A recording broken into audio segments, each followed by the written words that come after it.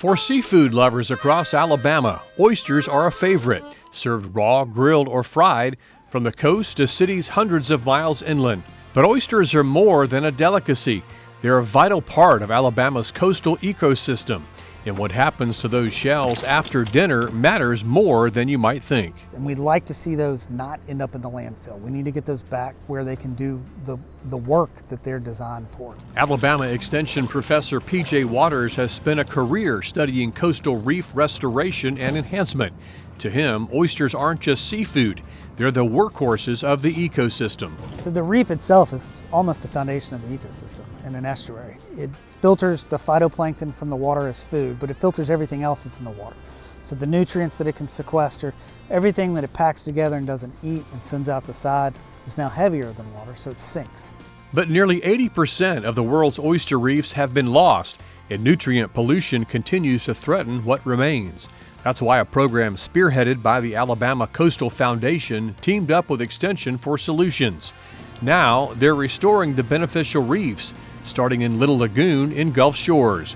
Shells served by restaurants are saved, collected, and eventually cleaned. Baby oysters are set on the shells at Auburn's Dolphin Island Hatchery and given to oyster gardeners like Dennis Hatfield and more than 50 others for growing. We've got a lot of people that are passionate about the lagoon and want to keep it clean and want to help it however they can.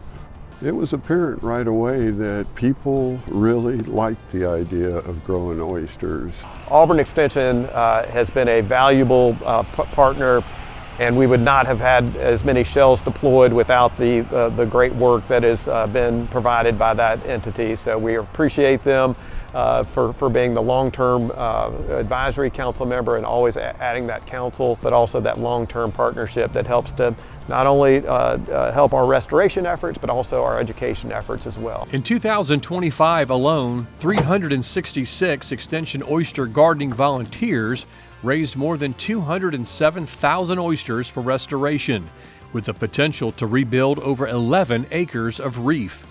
This work isn't theoretical, it's measurable, and it's happening because of people who care enough to get involved. Plus, it's better for business for those who invested in the commercial side in the industry. And eventually, as more and more breeding mother reefs occur, it'll make the wild oyster harvest better, it'll make the bay healthier, cleaner, it'll keep things circulating and just get a brood stock back going.